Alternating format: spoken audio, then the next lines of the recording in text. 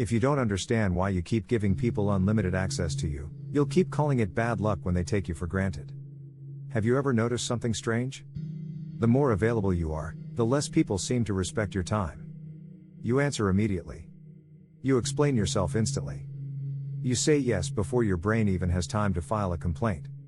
You become the emotional Uber of everyone around you, always online, always nearby, always ready to pick someone up from their latest crisis. At first, it feels like kindness. You think, I'm just being a good friend. A good partner. A good person. But then something shifts. People stop asking if you have the energy. They assume you do. They stop respecting your silence because they know they can interrupt it. Your presence becomes guaranteed, and what is guaranteed is rarely appreciated. Not because people are evil. Not because everyone is secretly plotting against you like a villain in a low-budget Netflix thriller. But because human beings assign value to what requires intention, effort, and respect. When you are always accessible, you become psychologically cheap. That sounds brutal. But stay with me, because by the end of this video, you'll understand why becoming less available is not about being cold, arrogant, or emotionally unavailable. It's about becoming whole. It's about reclaiming the parts of yourself you gave away just to be liked. And this is exactly the kind of psychological reset we talk about here on Rewire Your Brain. But before we talk about reclaiming your power, we need to understand why you became so available in the first place. Because it didn't happen randomly. Most over-available people were trained into it. Somewhere along the way, you learned that love had to be earned, by being useful, agreeable, quiet, or easy to deal with. You became the person who could handle it. The one who replied fast. The one who listened to everyone's problems. The one who said, "Don't worry, it's fine," while their nervous system was quietly doing gymnastics. Little by little, your personality adapted. Carl Jung called this the persona, the mask we wear to survive socially. It's not fake in a simple way. Your persona is the version of you that learned how to be accepted. For some people, the persona is confidence. For others, it's humor. For many, it becomes availability. You become the nice one. The helper. The fixer. The emotional support human. The person who never says no because saying no feels like dropping a social grenade into the room.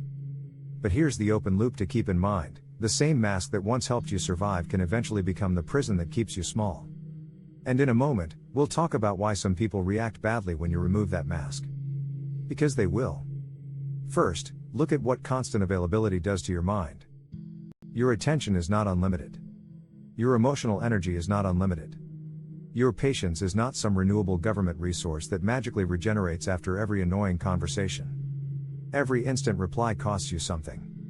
Every unnecessary explanation costs you something. Every time you defend yourself to someone committed to misunderstanding you, you pay with energy. Jung believed psychic energy moves through the personality. Where your energy goes, your life starts organizing itself around that thing. So if your energy constantly goes toward other people's opinions, needs, and emotional emergencies, then your life slowly stops belonging to you. You may still look functional. You go to work. You answer messages. You smile. You pretend you are just tired. But deep down, you feel strangely empty. Not because your life is empty, but because you are never fully inside it. You are living as a reaction to other people. And this is where over-availability becomes dangerous. It doesn't just waste your time. It trains your identity to depend on external approval. You begin asking silent questions all day. Are they mad at me? Did I reply too coldly? Should I explain more?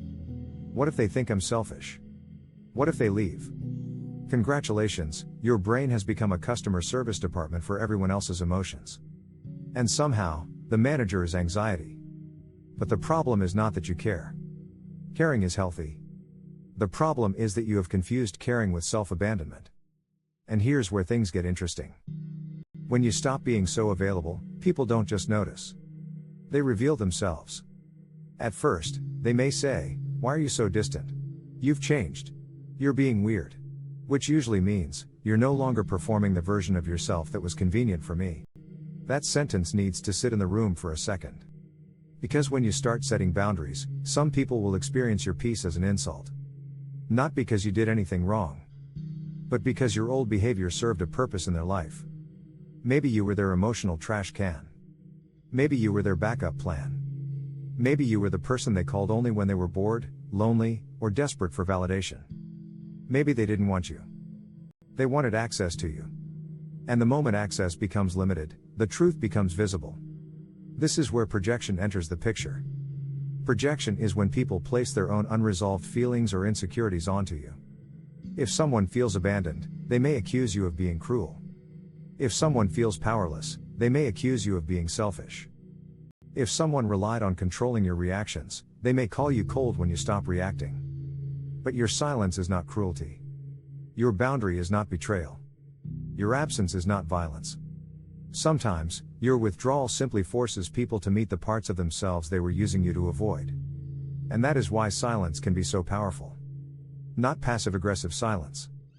Not the childish silent treatment where someone disappears to punish another person. That's not power. That's emotional theater. I'm talking about conscious silence. The kind where you don't answer immediately because you want to respond from clarity, not anxiety.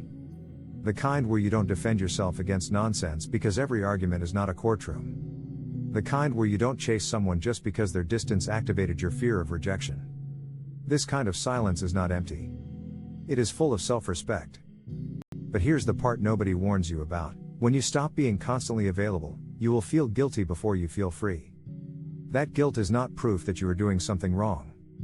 It is proof that you are detoxing from an old identity. Your nervous system has been trained to associate boundaries with danger. So when you say no, your body may panic. When you don't reply instantly, you may feel like a criminal. When you choose yourself, you may feel selfish. That doesn't mean you are selfish. It means your brain is updating an old operating system. And like all updates, it may temporarily make everything slower and more annoying. But then comes the shift. Slowly, you notice something. The people who only loved your availability start fading away. And yes, that hurts. But it also clarifies. Because the people who truly respect you do not need unlimited access to you in order to value you. Healthy people can handle your boundaries. They may need time to adjust, but they don't punish you for becoming more whole. Unhealthy people often interpret boundaries as a personal attack. Why? Because boundaries create reality.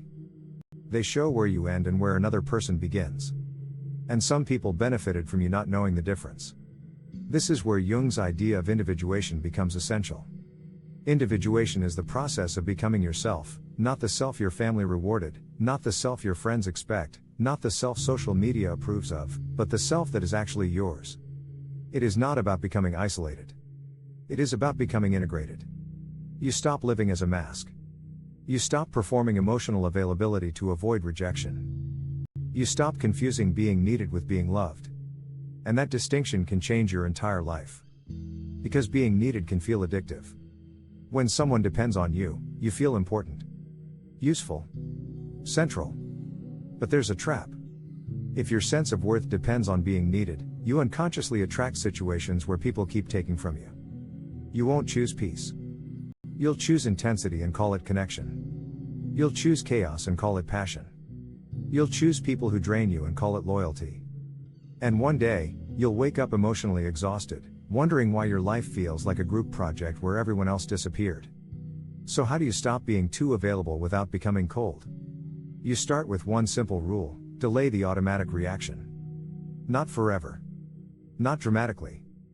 Just enough to create space. When a message triggers you, pause. When someone demands an explanation, breathe. When you feel the urge to say yes immediately, ask yourself, do I actually want this, or am I trying to avoid discomfort? That question is a scalpel. It cuts through years of conditioning. Then practice selective access. Not everyone deserves the same version of you. Some people get your warmth. Some get your politeness. Some get your distance. And a few people, if they consistently disrespect your boundaries, get your absence. That is not arrogance. That is psychological hygiene. You don't leave your front door open all night just to prove you're welcoming. So why leave your mind, your time, and your emotional energy open to anyone who knocks? The goal is not to become mysterious for attention. The goal is to become less predictable to manipulation.